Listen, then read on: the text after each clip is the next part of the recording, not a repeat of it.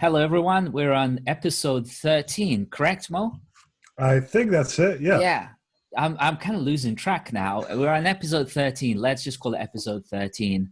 And today we have a very special guest, Jamie, who is running a company called Vertical Future.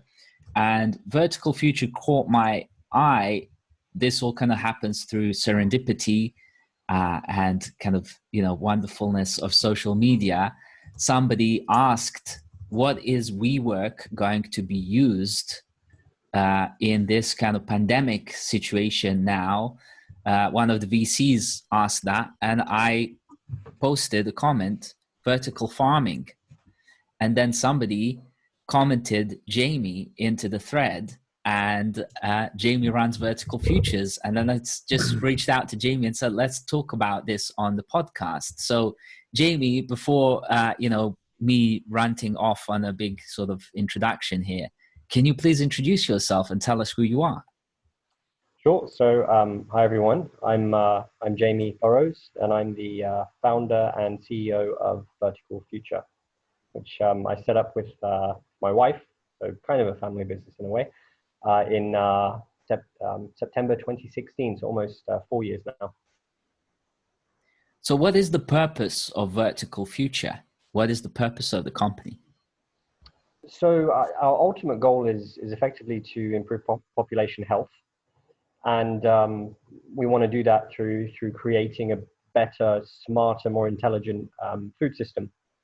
So my background's in health economics. I worked in consulting in kind of life sciences before, and I've always been interested in the relationship between technology and food and health. And really, vertical farming is a way to link up, to integrate all three of them. Fantastic. Cool. That's a nice way to put it, Jamie. I remember seeing 10, 15 years ago in books that I would read, images of futuristic cities with greenery, trees, shrubbery everywhere. So it's kind of cool to see that in 2020, these things coming about, right?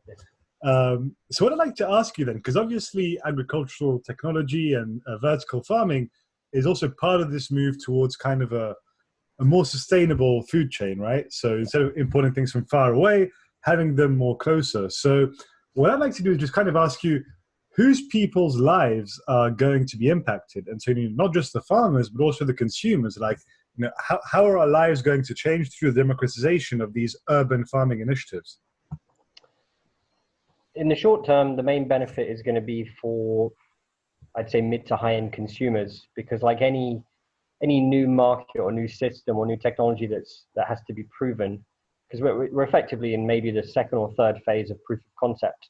It's an evolving industry.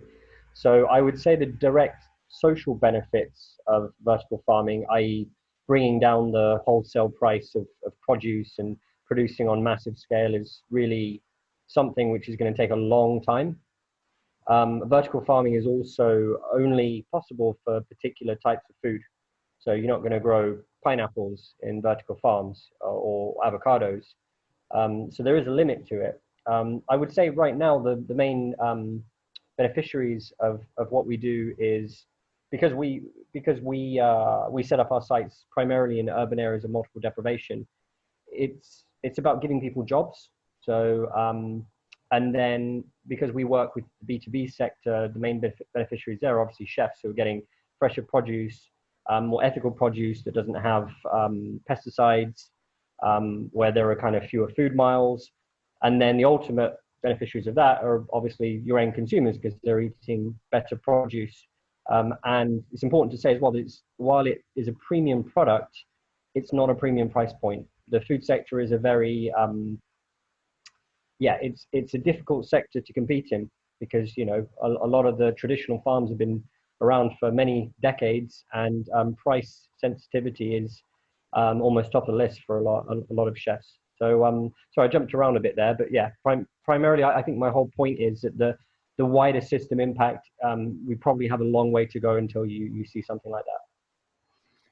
So talking about systems, one of my favorite gurus at the moment is Sadhguru, who made a bit of a remark recently where he said, you know, you lot, now you're going to see with the pandemic hitting and all that stuff, sooner or later, you're going to be rushing to the farmers, you know, and really appreciating their power, right? And understanding that farmers are in the most powerful kind of position because they're growing their own food. They're actually the most potentially self-sustainable people.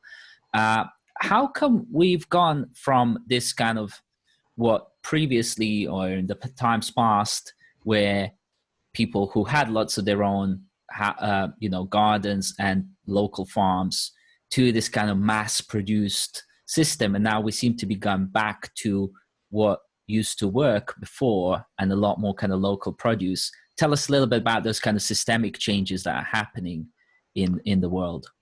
I think the first thing I'd say as well is that I slightly disagree with the first comment, in that I think the true power rests with the seed producers. So if farmers don't have seeds, they can't really do a lot. And there are very few farmers that are basically producing their own seeds and using them. So I'd say that you have to go even further back in the supply chain to think about where the power structure is. I think obviously there's been a move towards globalization. So it makes sense that as technology improves and you know, with the onset of the internet and all these kind of things, and some people getting richer, some people getting poorer. In general, people want more, and people want more choice.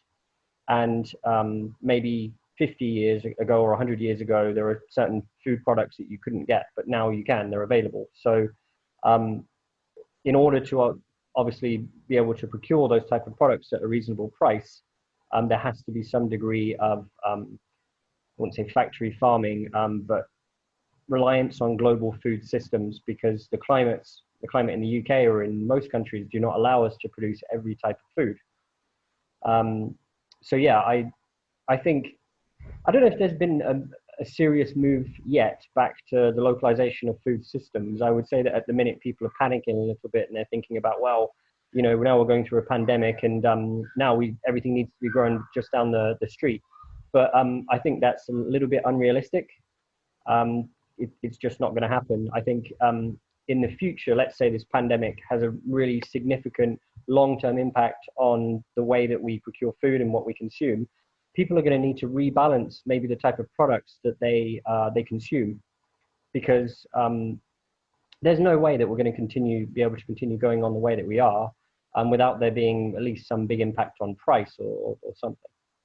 And I'd say more broadly, other things which have pushed people towards vertical farming and choice and all that. I mean, you've seen an increase in the number of vegans, vegetarians, people very interested or invested in better future from an environmental standpoint. We're seeing the effects of climate change, which is obviously a big one as well. And I'm a big believer that that's going to have a severe impact on the way that we live in the future. I think so. Water is going to be a serious thing we need to think about. But yeah, so it's multiple factors that appear to be kind of aligning. Unfortunately, they're negative factors for the wider society and planet, but actually they kind of work in favor of the vertical farming sector. So, I mean, I'd love to bounce off of two comments that you made around sovereignty of food, right? So you mentioned the seeds, and I think this is something that we really need to talk about. I was recently reading about, you know, farmers who essentially, you know, buy GMOs. I mean, it's not a debate for or against GMO, that's a different debate. But, you know, buy like GMO seeds from Monsanto, seed them, harvest them, etc. And then basically they can't actually replant them the next year. They need to kind of license out these seeds from Monsanto, right? And there's also been issues with, like, you know, planes going over in other fields, kind of putting out products that will destroy your crop if you kind of been, you know, making Monsanto stuff push without having bought it and then getting a lawsuit. So I think there's a big issue around sovereignty and saying, okay, what is an actual common human, I'm looking for the English word, happens to be in French sometimes. What is a common human wealth, right, in terms of seeds? Because you could take the coronavirus for an example. This cure isn't going to belong to a pharmaceutical, or is going to belong to humanity. And so in that respect, we're talking about food, you know, we're talking about growing things, changing products. What's your view on the trends, and this fits nicely in systems and innovation, of a common shared ownership of essential seeds and genomes that's accessible to all?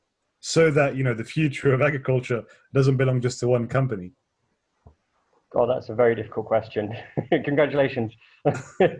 Well done for putting that one together Yeah. on the fly. God, I don't know the answer to a lot of that, to be honest. There are people I know who do. But you're probably asking more so about regulation and what are people going to do to control things, right? I mean, this is one of those questions where it's just more like, what are more detailed questions we can ask off the back of that? I don't think we're going to find the answer within 30 seconds. But really, it's just like, for me, it's just more like, where does that debate sit in terms of having this commonwealth of seeds and stuff that's like accessible to all, so that we don't put agricultural sovereignty in the hands of one private company? Well, it's good. I mean, I used to work in pharma, so it's you used a farmer example there with regards to a COVID drug. I mean, it's a bit pessimistic, but it's probably going to go that way, right? Because if you think about things that are pretty valuable, seeds, water, other key commodities, I mean, it's very rare that a government would control all that. So I think maybe there needs to be some degree of regulation in the future, but it depends on your view of economics and the way that societies should function, whether or not government should intervene in things like this. When it comes to food, I think they should. When it comes to drugs, I think they should. So my view is that there should be more regulation over things like this. And I agree with your point that in the future, it's probably going to get pretty bad if we start seeing shortages in particular seeds or particular seed types dying off, unavailability in different markets. Then you'll get a power play between different countries, some who have more wealth than others. But overall, I don't have the answer to that question. I think I've answered it okay, but no, that's right. I wasn't even thinking about this until today. So thank you for giving me an additional worry to concern about in the future. Thanks for killing me with like a horrible question.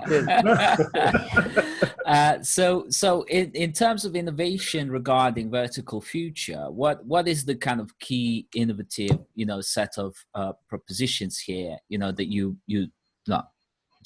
tell people about?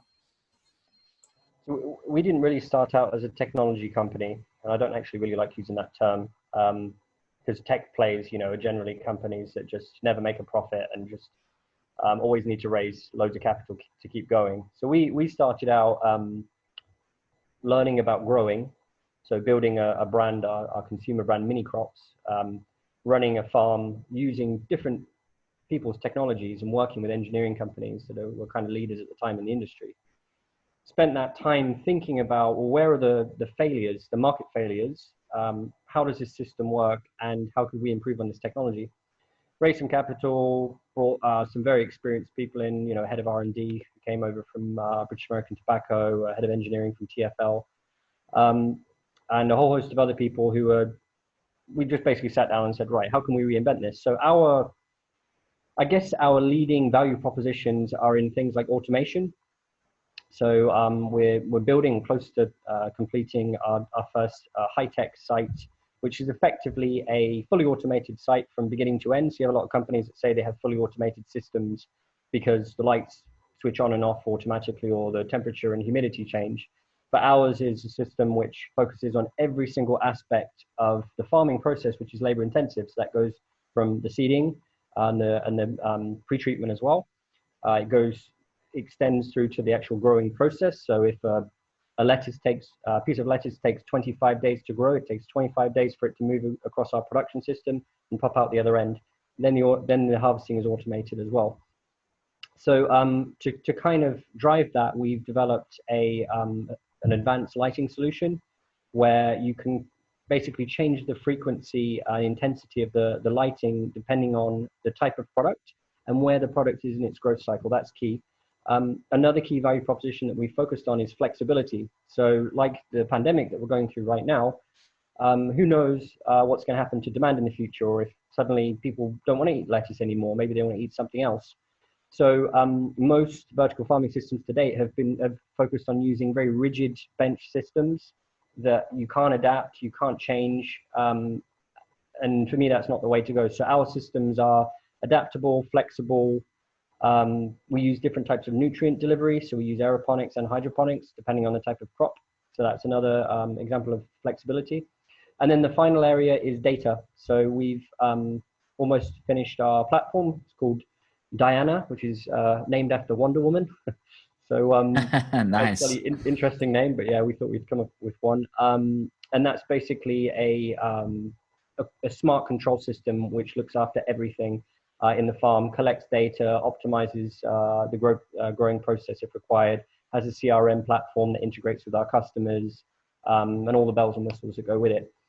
So basically, in fully automated, advanced system, minimal need for kind of human interaction with the growing process. So reduce risk of things like pathogens and bacteria coming into the growing environment, and an overall reduction in capex and opex. So as a result, as an example, we did this system for us.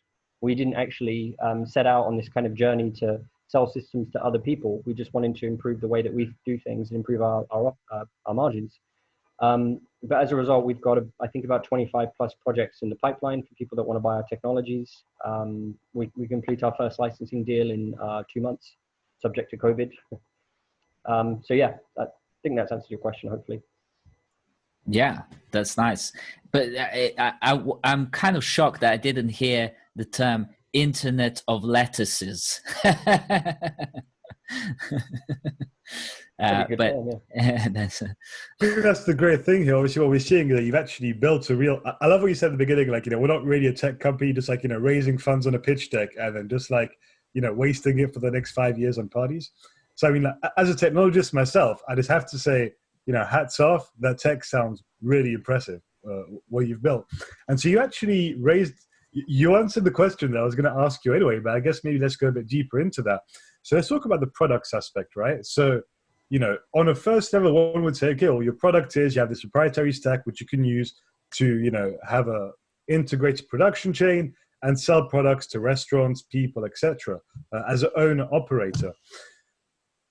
Would you say, like, as a company, and feel free to go as much in detail or not as you wish. Would you say like it's more that for you, like really expanding this, or do you kind of see yourself ultimately as kind of a how do you say this, farm as a service for people that have the capital to deploy such infrastructure? It's a question that we're asking ourselves, and I think that we'll probably answer in the next 2 years. Okay. You're ultimately asking, do we consider ourselves more as a technology provider and builder of systems, or a grower, which are fundamentally the two separate areas, two distinct areas of the vertical farming market, right? Yeah. Well, I mean, by the way, it's really good that you're actually using the technology, right? So you're not just technologists, you're actually building it. Yeah. But I was just asking for you guys in terms of the company of its growth, is it more like having you're kind of an existing limited suite of spaces, supplying, but then using that as kind of a testing ground to build a really scalable technology offering? It's both. I think one of the reasons that people have been interested in our technology has been because we didn't just kind of set up and be like, well, okay, we can build you an advanced vertical farming system, and we're the best in the world. I didn't come from farming, but I spent a number of years, as the people in my team, kind of learning, as I said, where all the issues are. We brought in a really experienced team to work with us. We're not just kind of, young people bring great things to the table, right? But you also need really experienced people in your team, especially when it comes to engineering, and especially when it comes to even basic stuff like managing builders and plumbers, and everything counts, when it comes to developing a solution that, improves your margins. So I think, we're a bit of both at present, and I like being in that space because we can talk to both areas. But ultimately, like most companies, you usually have to make a decision about your kind of true identity at some point. Yeah, and obviously we're talking about these kind of 7 areas here of the design company. So we talked about purpose, people, systems, innovation, products. But how does the money stack up here? Pun fully intended. You're asking, are we profitable? Not necessarily. Well, I mean, is that core measure? Yeah, I mean, is that core measure? That whole term of profitability seems to have gone down the river for the last decade, more or less. So, what is the core sort of monetary kind of consideration you're having here? So, before we raised our seed round, our 4 million seed round last October, 2019, we got our pilot site and main business basically into profitability, just about. And that was a key achievement, and that was something that we really used with investors to show, look, we don't just have ideas, we know how to run a small business, because ultimately I think you have to adopt a small business mentality and then talk about how you can scale that. Now that we've gone from 5 staff to 20 staff, which is going to be 35 in a few months, of course we're making a large operating loss this year because we're building our new site, and so it's not really a good benchmark year. But when we complete our first licensing deal in a few months, so all the revenue will kick in from that, and will finish kicking in Q2 2021. We should turn profit next year. But yeah, I mean, it depends how you separate it out: operating profit from our operations, or profit from our technology side of things. Sometimes it's not good to kind of bring the two together. But I'd be a bit of a hypocrite if I sat here and said we're not a technology business that just wants to burn cash all the time and just be dependent on raising money, if I didn't then say that we're even close to turning a profit. So yeah, I mean, to be honest, though, Jamie, that's just like part of growth, right? I mean, what I love is like you've actually started and said, okay, let's do, as you said, a small business, make the unit economics kind of work, and then scale that. Like I see so many people that are like, oh, I'm losing 50 pence for every pound. Let me scale that X 1 million.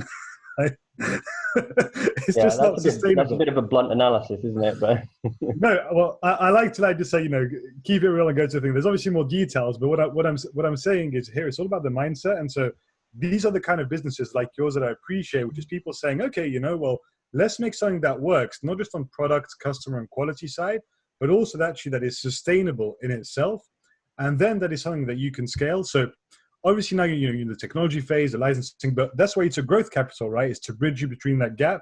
But the essential thing is on the money side, you started with something that works. And so the cost to scaling for me, I don't really care financially about that loss, because that's just part of the scaling strategy. Yep. But the core business, the core idea is super sound. Exactly. Do you want to come and work for us? Well, I'll happily try out your strawberries. Anytime. And if you'd so which vegetables are you actually growing? Like what is the actual range of products in the kind of the vegetable stock? Sure. So we started out with like most people, your kind of microgreens, a bit of baby leaf, edible flowers, and then some root veg, but not too much, like miniature stuff. And then we've transitioned on to, the site that we can complete in September will be almost all kind of baby leaf. So salad, basically bag salad if you go into Tesco's or Waitrose or wherever you shop. So yeah, because I mean, it's longer to grow, more complicated, requires more energy, lower price point, but it's more mass market. I think we want to move away from the model, which is just the high margin stuff,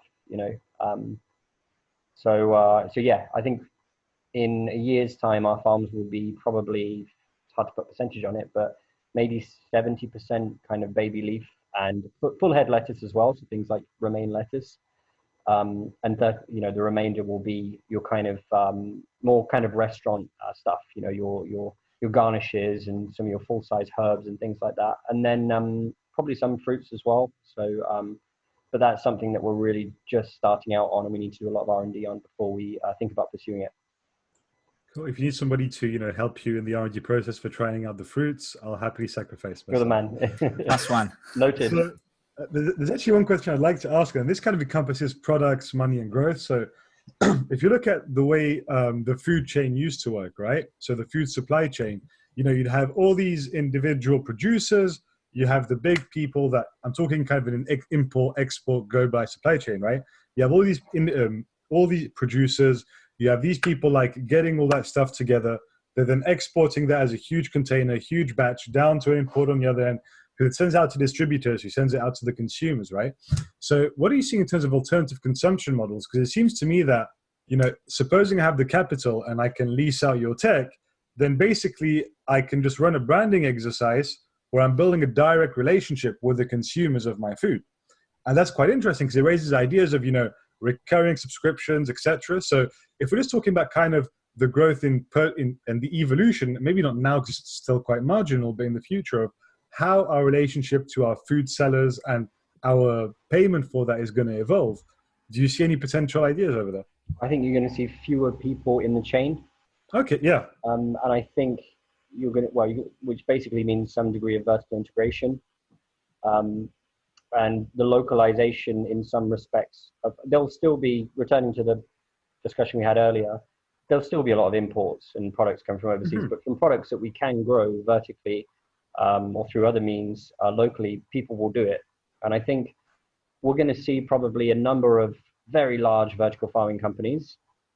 And sorry, when I say vertical farming, I should also probably include, broader definitions like glass houses, where, not necessarily vertical farming, but glass houses that are using, like growing tomatoes, like in the UK, that are using supplemental LED lighting. But I think in general, you'll see a couple of large vertical farming players, and then you'll see loads of very small backyard farms, medium-sized ones, looking after their areas. And they'll kind of, they'll take the pie in each kind of region. If you think about, like, maybe in Shoreditch, you'll have a couple, and over in, Chelsea and Mayfair, a couple. So I just think it's like almost like circular economies, kind of micro circular economies, where a lot of things will be localized. Okay. So on that local level, then, do you see that maybe it's like, competing companies, or do you see kind of consolidation, but not in a corporate way, more like a kind of cooperative way? You mean, will it be more of a private enterprise model, or will it be a cooperative? Well, when I'm saying cooperative, I'm just thinking more like individual private enterprises that would be kind of a community-led cooperative, because that's what you said inspired me really as a. That would be nice. That would be nice, but I don't know if it will go that way. I think it will more likely be private enterprises. Okay, fair enough. I like that you give us both the optimist answer and the realist answer. Yeah, just being honest. Cool. Well, Jason, do you have any other questions? So you're talking about growth. It seems like you're growing massively. Tell us a little bit more about those prospects for next maybe 1 to 10 years even. I cannot tell you about 10 years because I don't know what's going to happen next week. But no, I think, in terms of the next 12 months, I said, we're completing our first licensing deal. We're finishing the kind of advanced farm that we're launching in September. Being part of there's a Vertical Farming World Congress as well, where we'll kind of launch that. Touch wood, all things being okay with COVID. Then after that, it really depends on which of these projects we pursue. Of the 25 I mentioned, we've got a couple of large potential partnerships with national and international very large retail brands. I can't tell you their names due to confidentiality. So we'll probably do at least one of those. And then we're looking at, we're currently in commercial negotiations to kind of build a roughly 10,000 square meter site in London. And that, I think, will be the largest urban vertical farm in the world. People keep coming out and saying they have the largest this or the largest that, and I'm never really sure, to be honest. But in terms of a densely populated city globally, I think we will be the most central one. So, but that doesn't really mean anything. But it'll be a pretty big farm, growing lots of different things for not just retailers but local communities as well. And then where do we go after that? I'm not sure. We're just kind of seeing how the market evolves. It's a very, very fast moving market. We'll do a large equity raise next year, which we're already planning for. So that'll probably be in Q2. And obviously we have some ideas for that. We're going to do a lot more on the R&D side. So we're just in the process of recruiting 2 more R&D people for the team. And also have some interesting partnerships there. So looking at things like nutraceuticals with nutraceutical companies, that's an interesting area. Maybe in the future also looking at hemp and marijuana. I think that whether or not it's legal marijuana or medicinal, it's an interesting market. Obviously regulations are very, very tight. So getting a license from the Home Office is nigh on impossible. And there's a lot of security issues around it as well. But it's an area that we'll probably look at. Wow, that's quite inspirational story. Like, I mean, you've you're doing extremely well in the respect of like joining all of this together. I feel, Mo, this is like an example of a properly like designed company case study here, where like all the elements are at play, and literally, you know, Jamie has got it all kind of balanced out. Like, Jamie, what's your biggest challenge at the company at the moment? Organizing all those things in my head. Probably, it's with a lot of things going on, it can be difficult to focus sometimes. So my board always tells me and other leadership in our company that, you know, we need to focus on different things. And even with a team of 20, you know, it's a lot of work to get on with.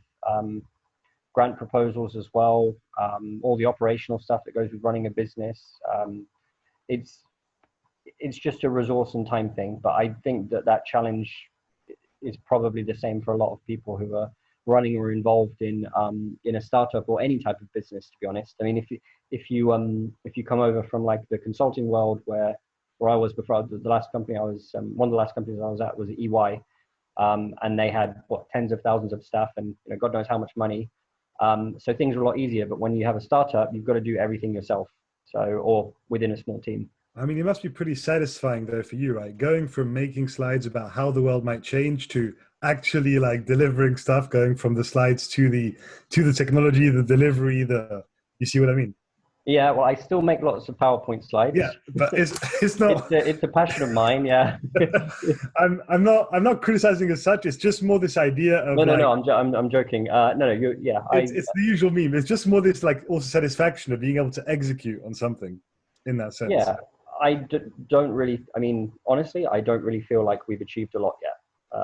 In the context of what we want to do, you know, we're doing well. We have people know about us in the industry. We have a lot going on. But we look at our mission. We want to improve health. Building systems that are great and, you know, turning good revenue and all that are great things. But until we're actually able to kind of show from a evidence-based standpoint that we can actually achieve that end goal, we haven't really achieved much in our own eyes. But, you know, I think that they're pretty high standards. But that's kind of where I want to go. So for me, it's been an interesting thing. Actually, we're talking about vertical future, and this week the government has announced that website Pick for Britain, which went like crashed immediately. So I just feel like the timing is like perfect for this kind of venture, and I can also see people getting used to this now, and then it sticking for the rest of the time. As a kind of the way to be, because we all want more organic, directly farmed nearby, as sustainable as possible. So like really appreciate you, Jamie, coming on to the podcast at relatively short notice and kind of cold as well. So maybe next year we can check in again with you and see how you've got on. And, you know, if we can be in any way, shape or form of help and assistance, you know, please do reach out to us, and, you know, we'll more than happily, you know, kind of put the word out there, you know, with like LinkedIn networks and all that kind of stuff. So a quick question, Jamie, for viewers. If we want to actually buy your produce, how can we do that? So you can go to Minicrops, that's minicrops.com. Okay. We're actually going to a rebrand at the minute, so the website's okay, but a couple of weeks and it will look completely different. And yeah, you can buy product on there. And obviously our main website is verticalfuture.co.uk. So yeah, check us out. And we do accept, obviously not at the minute, but we do accept visits. We get a lot of requests, but we'll probably start to do group visits. And you know, you guys are obviously welcome down anytime. I didn't actually ask where you're based. Yeah, so I live in Wimbledon, and well, okay. Yeah, I'm currently living in the southeast of France, close to the Alps. Ah, very nice. So do you have plans going forward? Right now, your UK business, do you have like plans to expand internationally? Well, yeah, I think we don't want to get ahead of ourselves. I think we do have some licensing projects that we are discussing overseas. But in terms of us building a farm and running it overseas, that's not something that's really on our immediate kind of short or medium term timeline at present. I think the UK is already a big enough market Yeah, to totally. tackle, and London, you know. So, but at some point it would be a dream to kind of scale internationally. But I think it needs to. I think a lot of companies they kind of, you know, run before they can walk. Don't want to move too fast. I mean, I was about to say, Jamie, do you have any like kind of words of wisdom for us as we wrap up this podcast? But you literally just said what I was hoping that you would say, which was people run before they walk. So, you know, just start with a healthy foundation and go from there. Yeah, I think that's it really. Slow down. Which probably, if people who know me kind of heard me say that, they'd probably laugh because I'm like a workaholic. But I genuinely think that, yeah, sometimes with everything going on with the business, like just taking a breath and kind of slowing down, you actually get more done.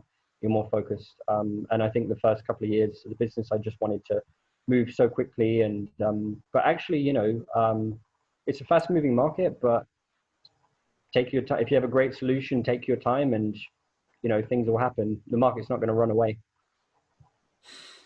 Fantastic. Jamie, thank you so much for participating, and all the best to you, your venture, and your partner actually in crime, so to speak. And let's check back in maybe in a year's time as well. And hopefully everything will be much bigger and better yet and growing. Yeah. That's great. Yeah, no problem. Thank you so much. Okay. Thank you. All the best. Looking forward. Bye. Take care.